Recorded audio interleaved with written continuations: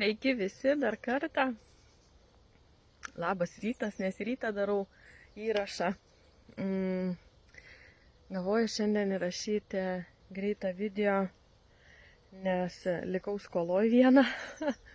Per darbus jau nebesuspėju ir truputį įrašus palikau, bet grįžtam.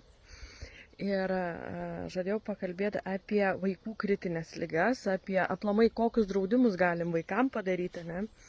Ir kokie jie yra ir kaip jie veikia, ne? Tai su vaikais truputį Anglijoje, su draudimais, kas liečia draudimus ir vaikus, tai truputį sudėtinga, todėl kad nelabai čia daug kažką galim padaryti, ne? Yra, bet tikrai daug sulaukiu komentarų, o mano šaly, o kitoj šaly, o ten taip ar kitaip. Taip, visur yra kitaip ir niekur nėra vienodai. Ir kiekviena šalis dirba pagal savo įstatyminę bazę. Ne? Tai Anglijoje yra tai, kad vaikam mes galim apdrausti kritinės ligas, jeigu tėvai draudžiasi. Ne? Tai vaikai yra prirašomi prie tėvų. Kai kurios kompanijos tai padaro nemokamai, kai kuriuose yra ekstra mokestis už tai, kad mes vaiką pridedame, ne? Tai tiesiog yra brangesnis variantas draudimo. Kai kuriuose kompanijose yra labai basic, toksai, sakykime, labai glaustas sąrašas, kas liečia vaikus, o pavyzdžiui tokios kaip Aviva, Royal London, Zurich, jos turi išplėstinius, turi paprastus, bet turi ir išplėstinius variantus, kas apdraudžia tikrai daugiau kritinių ligų vaikams. Ne tik kritinės ligas, bet ir, sakykime, pavyzdžiui, ligonpinigiai. Jeigu ligoninė yra gulima daugiau negu 7 naktis, nuo 8 nakties yra po 100 svarų išmoka. Kasgi būna labai didelis pliusas tėvams. Ir jeigu tėvai abu turi savo atskirus draudimus, tai vaikai yra drausti dvigubai. Ir tėčio, ir mamos draudime. Ne? Tai kritinių ligų draudimas. Tai vienas iš draudimų, ką mes vaikam galim. Daugiau yra nelaimingų įvykių draudimas. Čia yra vėlgi visai šeimai, ta prasme, suaugusiam ir vaikui. Ne? Deja, su šituo labai dažnai žmonės įsivaizduoja, kad jeigu nelaimingų įvykių draudimas, tai bus apdrausta viskas. Nukrito, susitrenkė, lūžo, nežinau, plyšo, atsivėrė žaizda, guzas kaktoj, bet kas, ne? Ne, taip nebus. Taip tikrai nebus. Nelaimingų įvykių draudimas, aš jau šitą temą liečiau, tai yra labai glaustas sąrašas, labai konkretus sąrašas, kas nutiks. Ir tai, kad reikėjo siūt žaizdą, realiai išmokos nebus jokios. Tikrai nebus. Todėl, kad tai niekaip neįeina į vieną sąrašą. Ne? Lūžiai taip, vaikam lūžiai nelaimingų įvykių draudimuose taip, jie yra įtraukiami, bet ten išmokos yra labai mažutės. Tam, kad gautų truputį didesnį kelių šimtų išmoką, tai už tą draudimą jūs mokat plius minus apie 40 svarų gal, ne, į mėnesį. Tai paskaičiavus ir pažiūrėjus, kas ir kaip, ir kiek gaunas, kad sumok pinigėlių tėvai ir kokia tai yra išmoka už lūžį, vaikam lūžį, ne, tai nelabai jie verti tokią dėmesį, ne, būtent dėl vaikų lūžių draudimo. Kodėl visa tai yra padaryta Anglijoje? Gyvybės draudimo, tarp kitko, iš vis vaikam negalim padaryti, nėra jo. Yra tam tikros kompanijos duot išmoką už vaiko netekti, bet tai būna daugiau tokia skaitoma kaip parama tėvams. Ne, bet ne gyvybės draudimas vaikui. Tai kodėl visa tai yra daroma? Tai visų pirma, tai kaip garantuoti, kad vaikų nežalos specialiai tam, kad uždirb pinigus. Žiauru, baisu net pagalvoti, kad tokie dalykai gali vykti, bet taip, tai yra. Ir apsaugant vaikus, kaip juos apsaugot, oi, kieme vaikštau ir čia mane bitės puola. Tai va, apsaugant vaikus, kaip juos apsaugot, kad jų nežalotų specialiai, tai yra labai stipriai sugriežtinti draudimai, ką galim, ko negalim ir kiek tų draudimų, kokius didelius juos galim padaryti. Ne? Kitas dalykas, pats suvokimas draudimų, kam jie reikalingi, tai yra tai, kad draudimai apsauga mūsų finansus, ne? Ir kadangi mes nešam tam tikras atsakomybės finansinės už kažką, už namus, šeimą, save patį, Ir ištikus, sakykime, bėdai, nelaimiai, mirčiai, lygai, nelaimingam įvykiui, ne, mes dažnai patiriam tada jau finansinius nuostolius. Ir čia stovi draudimai, kad tuos nuostolius pasidengtume, mane.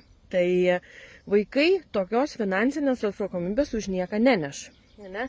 Jie nedirba, jie nemok mokesčių, nemok nuomas, nu aš tikiuosi, nemok nuomas jums vaikai.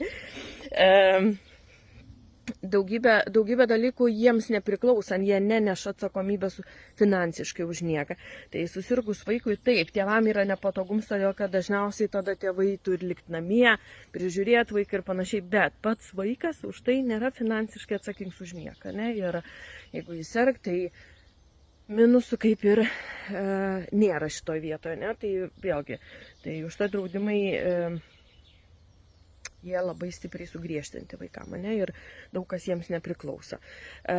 Kritinių lygų atveju taip, sakykime, neduok svietę šnekam, kas dabar yra iš tikrųjų didelė skaičiai išmokėjimo, kleimo, tai vaikų vėžinės ligas, ne, ir susirgus vaikui vėžinė liga, tai tėvai čia patir didžiulius nuostolius finansinius, todėl kad taip gydymas eilinį kartą pasikartosiu, NHS yra nemokamas, bet neduok svietė NHS gydymą niekam.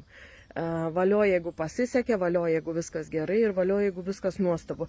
Bet jeigu tu matai, kad vaikui nesuteikiama pagalba čia ir dabar greitai, mes tėvai žinom puikiai, pusę pasaulio apversim ir net visą, kad padėtumėm tam vaikui ir va kodėl labai dažnai dėja matom prašymą surinkti pinigėlių vieniem ar kitiem dalykam, ne? O kritinių ligų draudimus išmoka kai kurie draudimai, ne visi, bet žiūrint kokius pasirenkam, bet sakykime, gali būti 50 000 išmoka.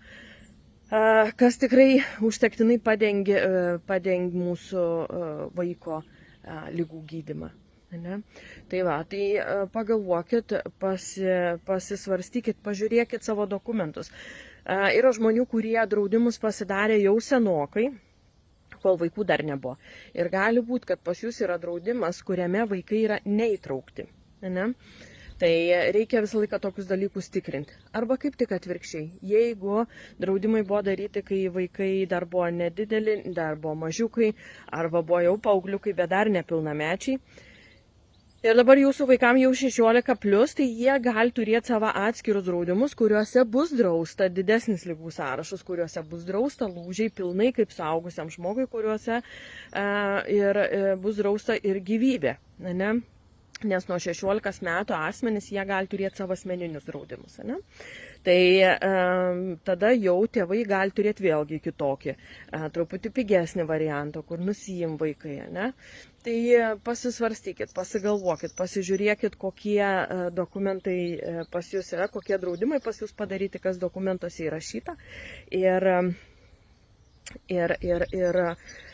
būtinai pasitikrinkit, būtinai pasižiūrėkit, kas kaip ir kur. Ne? Tai va, tai truputį prabėgo apie vaikų galimus draudimus vaikams. Ne? Tos informacijos iš tikrųjų yra daug, bet visą laiką šnekam su kiekvienu asmeniškai pagal esamą situaciją, pagal tai, ko tėvai nori, kiek stipriai tuos vaikus nori apsaugoti, kaip jie ką įsivaizduoja ir kokius, sakykime, mitus man dažnai reikia sugriauti pokalbio metu, arba kaip tik kažką patvirtinti ir sutikti su kažkokiais tai dalykais. Ne? Tai va, tai pasižiūrėkit, pasisvarstykit, kas pas jūs yra ir ar tikrai yra vaikai drausti ir konkrečiai kas ir kaip. Ne? Ir jeigu reikia mano pagalbos, tai kreipkitės ir galėsim sužiūrėti visus dokumentus jūsų. Ne? O šiandien linkiu gražios dienelės, pakol kas nekaršta, aš sakyčiau, man net vėsu, man net jau ir vėsu, aš visai nieko prieš tą karštį. Tai šiandien vėl pilna diena susitikimų, mažai ką su kuom bendrausiu, daugiau telefonais, nes šiandien pagrindė kompiuteris man. Bet nieko, viskas gerai, reikia ir tokių dalykų. Tai sakau iki, gražios dienelės, mėgaukitės vasarą, kas atostogaujat. Ir nepamirškit, kad galit man bet kada paskambinti, parašyti. Ir suderinsim susitikimą, kad galėtumėm peržiūrėti jūsų turimus arba sudarysim naujus draudimus. Viskas, sakau iki.